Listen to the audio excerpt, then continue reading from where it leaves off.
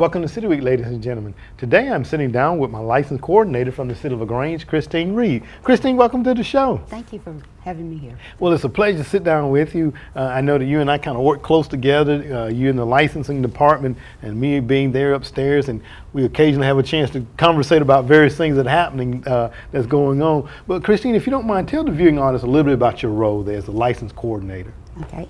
Well, I handle all the new businesses that come into our city and handle all their paperwork and get all the information that we need to complete an occupational tax is what they'll pay. And then every year we go through a process of renewing that business license and the alcohol license and all that. So. Okay. Now I want to, just because you say occupation and business license, just for people that's viewing, that's one and the same, right? Yeah. Okay. Business license per se is sort of fading out, so everybody pays an occupational tax, and it's just a tax that our city charges to do business in the city. Okay. Yeah, and then there's the regulatory tax, and that's for alcohol and anything that is regulated by the city, you know, through the police department and all that. So. Okay, all right. Now you talked a little bit about new businesses too, and we have seen over the course of time some increase in new businesses locating here in our town. Talk about somebody that is coming to the city, a new business. What are some of the things that you all require them, other than the applications and stuff of that nature? Okay, well, generally if they come in, we have to have a fire safety inspection. They go and do inspection, make sure everything is up to code, you know, in relations to the fire department. Okay. And they register with them also, so in case of an accident or something like that, they know where to go. All right. If they're going to sell alcohol, we have to go through a process of that. If it's beer and wine, there's a little bit more steps to go through if you have liquor. Okay. I'll have to have a copy of your lease if you're going to lease the place that you're at. I'm sorry, you studied a little bit. But other than that, you know, we just get that information and we're good to go. You pay usually $110 to have a business here in the city. Okay. So it's very, very inexpensive to operate a business, 110 bucks and that. 110. Okay. And then if you have employees, there's an employee tax that you pay. Also, during this time, if you opened up a new business, it'd just be $72.50. Okay. So, you know, that helps a little bit, yeah, you know, because the licenses are due at the first of the year. So. Okay, all right. Well, we're going to talk a little bit about that moment, about those being due. You're talking about beer and wine, because we do have beer and wine business establishments here, and then those, they also carry a liquor license, and those are a little bit different. Can you talk a little bit about what those costs might be for them, if you don't mind? Liquor is usually, it depends on if you're going to do by consumption or a package. Okay. So a package is $5,000, and liquor by consumption is $1,600. Okay. So, and then plus your beer and your wine. But there's a little bit, like I said, there's a little bit more process. We have to advertise and, you know, do some things that entail to get a liquor license in our city. So. But it's still pretty much inexpensive, and and I've been down there and watch you ladies, you know, kind of get people in and out. It's pretty a swift service that they come in and walk out with the occupation of the same day, correct? Right. Yeah, we're pretty good about getting it. There's usually the only one, if you decide maybe you want a home occupation, that does have to be signed off on. There's a little bit more process. And to do that, you know, if you have a business that you want to do in your home, there's some, you know, criteria that you have to follow. So, but other than that, you know, hopefully we can get you out of there, you know, no more than 20, maybe 30 minutes at the most. You know. Depends on the applicant, doesn't it? Oh yeah, if I have all your paperwork, that works really well, you know. And then there's some paperwork that has to be notarized, and both Alicia and I are notaries, so we can notarize your information there too, so that helps a lot. Okay, well, very good. And talking about businesses, I know that we're getting into the time of the year that you ladies start to mail out the notifications for the businesses here in our city. Talk about that for us, Christine. Okay, we're going to send out the notices a little bit earlier this year, and last year we tried this and it worked really, really well. We just sent out a letter and to let everybody know that it's time to pay your occupational tax, and it's due by January 1st. So And that's, usually we send out 2 separate notices, one for the alcohol and one for occupational tax. But this year, everything is due by January 1st. So the letter that is going out, you know, lets you know all the information that you need to do, and also lets you know that our forms, the renewal forms, will be online like they were last year. So you can print them off, fill them out. You can email them, fax them to us. There is some forms that have to be notarized, so as long as you can do that and scan them back to us and email them or fax them, as long as we can read the notary. There's a way that, you know, there's a place on the form that you can put your credit card information. You can let us know if you want to email or fax us. We need to call you back and we can get your credit card information. We're trying to set up something different, but that's a little bit in the future. But right now, you know, it's fairly simple, and if you don't want to email or fax or print off your renewal notices, just contact us and we'll be glad to mail you one. Okay.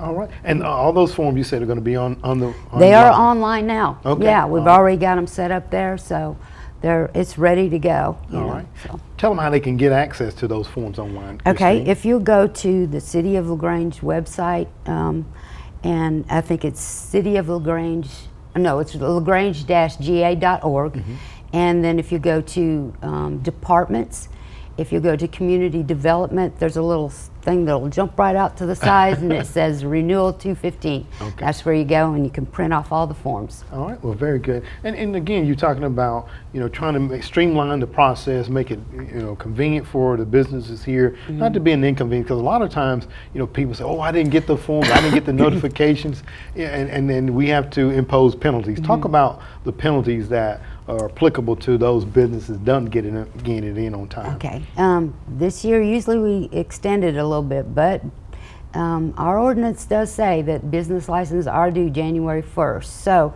they are due January 1st, on or before January 1st. After that, there will be a 10% late fee. And then you can pay that, and then you have up until April 1st, it'll be your fee plus the penalty, 10%. And then after April 1st, if nothing's been paid, then an additional 1.5% will be added to that.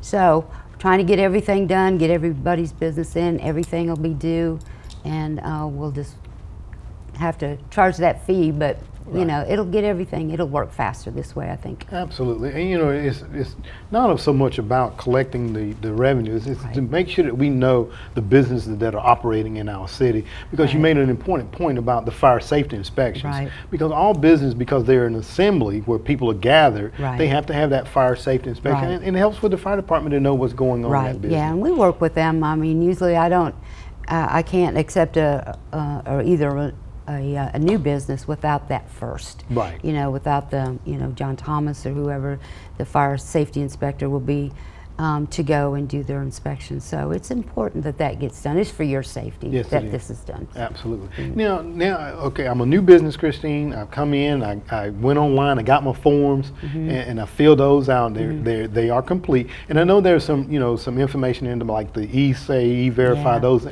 You have to have those. Talk about the importance of that for us.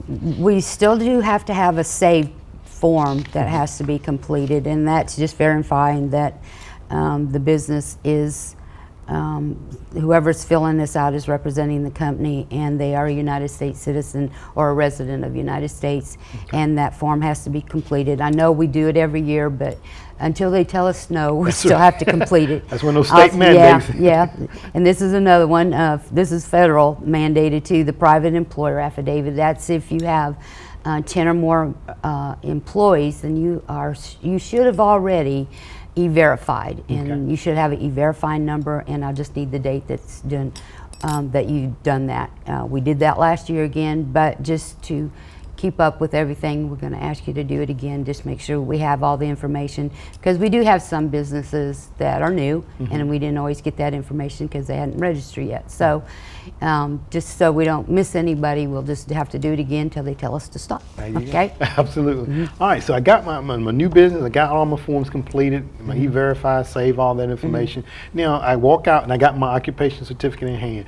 What do I need to do with that now that I'm a business? You need to post it, it's visible in your business. So if we walk in and say, okay, well, where's your business license? You can go right there. So, we can see it. So, yeah, it does have to be, it needs to be visible, so we can see, or any of the customers, because, that's just proof that you took time out to register your business with the city and you're legal, That's right. And a lot of places now, they'll ask, well, do you have your business license? And even if you're a home occupation or anything like that, they'll want to see your business license. And it's good, or your tax certificate. Right. They want to see that. So it's important to have that. Absolutely. And have it visible. Yes, and one of the things that I know that we were talking about, because we do have the employee table that bases your taxes off of.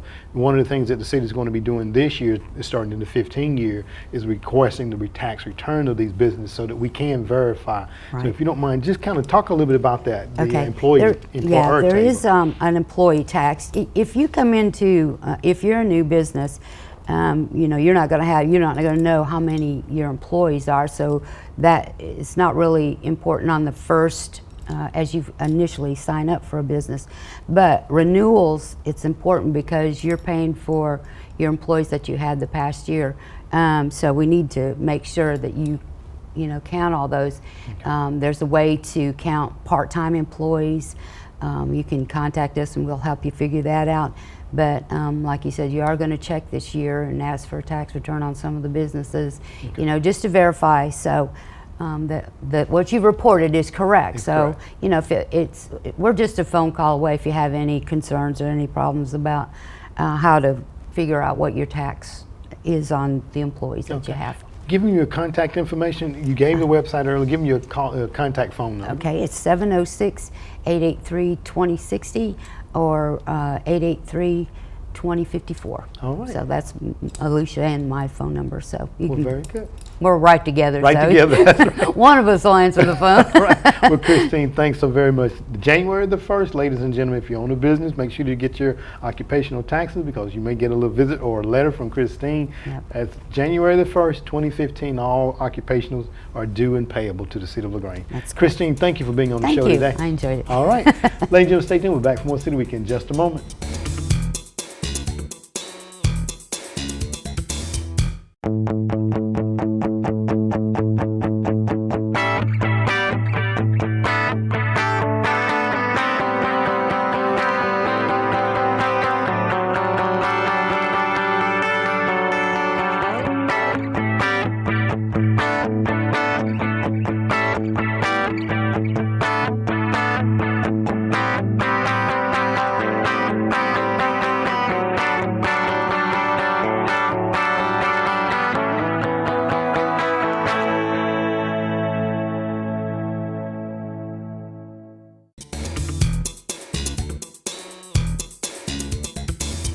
Welcome back to City Week, ladies and gentlemen. Today I'm sitting down with a gentleman from the engineering department that I have known for quite some time, and I'm going to go way back a little bit on this guy.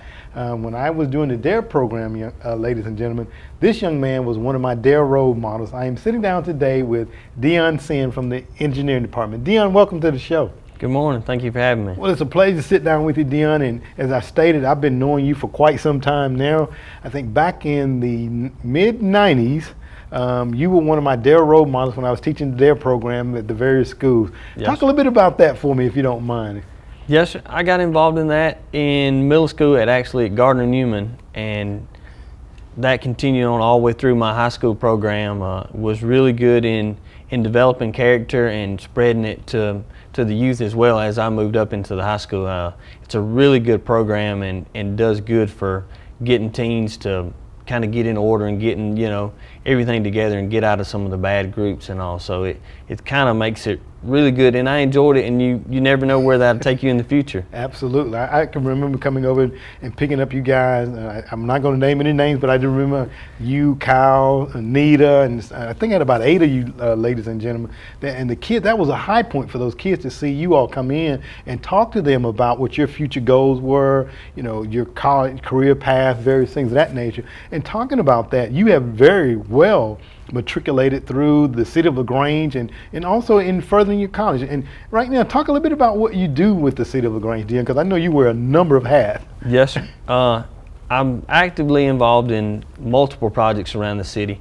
I actually and based in the engineering department where I manage the electric, gas, water, sewer, fiber, and telecom departments in their engineering skills.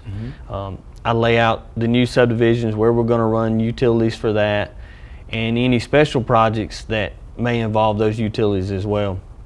But on a day-to-day basis, things may evolve to where I'm out working with a completely different crew, or doing engineering for an interstate ramp or a new utility coming in.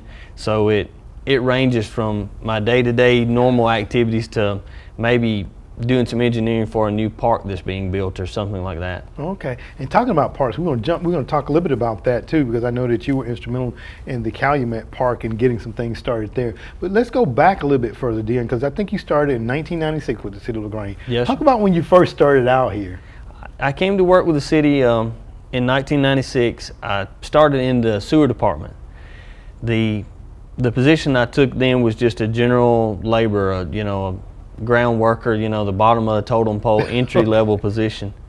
I stayed there and moved up through the ranks as the years went on, and moved up to, I think my first move was to a backhoe operator, and then I went to a foreman, and actually ended up to a supervisor.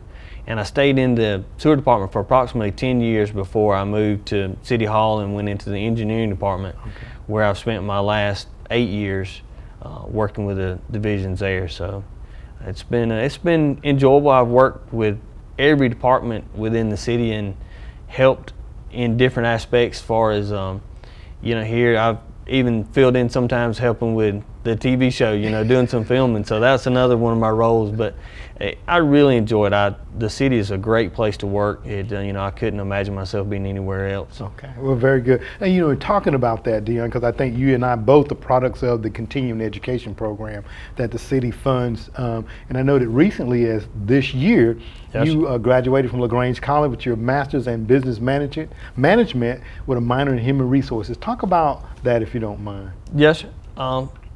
I decided to take an approach out of high school is to go to work and start my career that way. And after, I guess, 15 years of being with the city, I was approached by my boss Patrick Bowie to if I wanted to continue my education to further help me along at the city in the future. At that time, I enrolled in LaGrange College, and it took me approximately 4 years to complete the program, where I graduated there. And it's been real beneficial, and it's great for the city to promote that. When they see employees that they want to move up, who need this assistance and all, they offer a really great program to instill that in their employees, which makes long-term employees out of them. Absolutely. I think about it a lot of times when they were telling me about the continuing education program, and I was shocked that more people were not taking advantage of it at the time, because I finished mine through Columbus State University some years ago. But you're absolutely right. The city invests in those employees that want to better themselves and move up, and your hard work and dedication has paid off tremendously. I want to jump into something now that's really, I think, that you've been very instrumental in, and that's like we're going throughout the city of LaGrange, and we're changing out some of the lights and various things. We're going to what we call these LED, which is the light emitting diode. Talk a little bit about that for us, Dion, if you don't mind. Yes, sir. The lighting has taken a change from years ago. We ran high pressure sodium or metal halide. Those lights are really, at the time they were really good, but they were energy eaters. They're not real energy efficient, but they got the job done, and they were the best for the time. Now the new thing on the market is LED, and it's real energy efficient. The lifespan of them are greatly increased from the old metal halide and high pressure sodium. Okay. We've taken this past year and done a new project where we replaced all the lighting on exit 18 and the lighting from Lafayette Parkway at the interstate all the way out to Roanoke Road, and that was one big patch that we replaced. All those lights went to LED. And then we replaced them from Morgan Street at Lafayette Parkway to White Swan Hamilton at the flats, and from Morgan Street back north all the way to Commerce Avenue. Okay, all right. What should the citizens notice about, or and most people like myself probably don't pay much of attention. What's the noticeable difference that the citizens should see? Most of the roadway lighting in LaGrange is what we call high pressure sodium. And it was, like I said, it was a very good light in its time, but it emits an orange glow. So everything you see, it gives it almost an orange tint. And the life expectancy of one of those fixtures is only about 4 to 5 years before we have to send a crew out to replace that whole light fixture. And plus you get that orange glow. If you, LEDs have a white light, a clear white light, and all of the light is projected down on the road. And the main benefit is we can replace a 250 watt high pressure sodium with about a 100 watt LED. So it cuts the energy in about a third, and the life expectancy of an LED is 15 years plus. So there's some direct savings there correlated to it as well? Yes. Okay. And if you, many people may not have looked, but from a satellite image, if you look over LaGrange in the past, you've seen this large orange glow, and it's from all of those lights. As we replace the LEDs and get them all throughout town, and you look back, that orange glow will be gone. All the light is directed down at the road. There's no wasted light going up into space. Okay, all right. And you're talking about satellite imagery, and I know that that's used for a lot of purposes. The importance that you were saying, you get that orange glow. So I guess with the LEDs, are like colors of shirts, is that more distinguishable, or how does that work? Yes, as far as the parking lots, anywhere there's a security system, you know, that's around town or in businesses parking lots or on the roadway, if you took a white car under a high pressure sodium light, that car is going to have an orangish glow to it.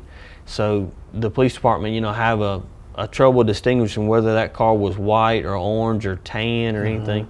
The LED gives a clean, crystal clear light, and you actually portray what you see. Okay. So if that car is white, or if that person has on a tan shirt, then that's the actual image you get. There's no distortion, you know, because of the orange light. Okay, well, very good. We're talking about the safety, well, the safetiness of it, or the savings there. There's some other things that we wanted to point out about using of these LEDs, and that's the maintenance, because you did, you pointed out that the sodium lights only have a life expectancy of 45 years, where the LEDs have at least 15 years. Talk about that maintenance there, savings. Yes, we, as you know, we have multiple trucks at the city that run and maintain our electric system. Those trucks cost a lot of money, and then the man hours that would cost, you know, to have somebody in it and operating it. Every 4 to 5 years, we have to go out and replace that metal halide or high pressure sodium fixture. And it costs, every time we go out, we have fixed cost in there. Fuel for the truck, wear and tear on the truck. You know, we have to send in an employee, whether it's during working hours or after working hours. The LEDs with the 15-year warranty, you know, we cut all those costs out. The fixture costs a small amount more in the beginning, but we save on the vehicles. We don't wear them out as quick. We're not running diesel fuel, and the man hours of that personnel having to go out day and night to repair it, we save as well. Well, very good. Well, what do you see? What do we see next as far as the LEDs are concerned in our community, Dan? What do you see as our next move? We have approximately 4,000 to 5,000 street lights in the city. We're going to start a project starting this year, which will span over about the next 7 years, where we'll take on LED projects every year. Our next wave will be more roadway lighting. We looked at some of the major traffic roads, maybe Broad Street, Hogansville Road, or Whitesville Road. But we're also going to branch into some neighborhoods. The smaller lighting that you would see there, we're going to replace some of those, and also venture into the backyard security lighting as well. So you should see a broad spectrum as we kind of start. The Lafayette Parkway, Morgan Street was kind of our center of the town, close to the square. And we're going to take that and just work out towards the outskirts, and, you know, branch into different areas as well. But we hope to, in the next, you know, 7 years or so, get a majority of that done. And the direct savings that people will notice will be, well, won't be tremendous, but they will see some direct savings there, correct? Yes, sir. A lot of the places we maintain the parking lot lighting for businesses, we actually own that lighting. We recently redone the lighting at Publix. They had approximately 28 lights there that were running 1,000 watt metal halide. And with those types of lights, you also have to calculate in ballast loss. So that 1,000 watt fixture was actually running probably 1,200 watts. We replaced those with a 315 watt LED fixture. So we cut the energy in about a fourth. And that in return has a direct relation to how much power we purchase from the power grid. And that gives us what we call a purchase power adjustment. As we cut the wattage down on these lights, we're able to purchase less power from the grid, which in return we pass that savings on to our customers with lower utility bills as well. Absolutely. But that's tremendous savings to the city, the customers, the maintenance costs there, the safetiness in it, Dion. And I wanted to talk a little bit about the Calumet Park, but as our time has expired, I'm going to ask you to come back and talk to us about that at a later date. How about that? Yes, sir. Be glad to. All right. Well, Dion, thank you for sitting down with me today, okay? Yes, sir. Thank you for inviting me. All right. Ladies and gentlemen, stay tuned. We're back for more City Week in just a moment.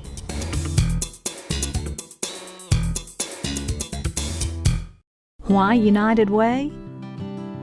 Because in some way, everyone in our community is touched by your donation to United Way of West Georgia.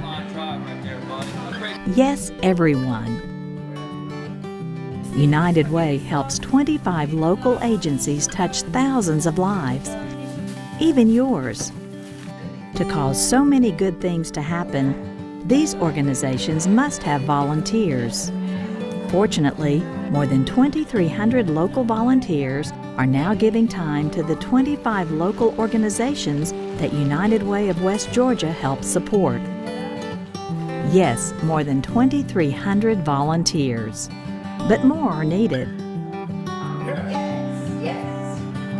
Please volunteer your time, as well as your financial support. You'll be astonished at what you'll receive in return.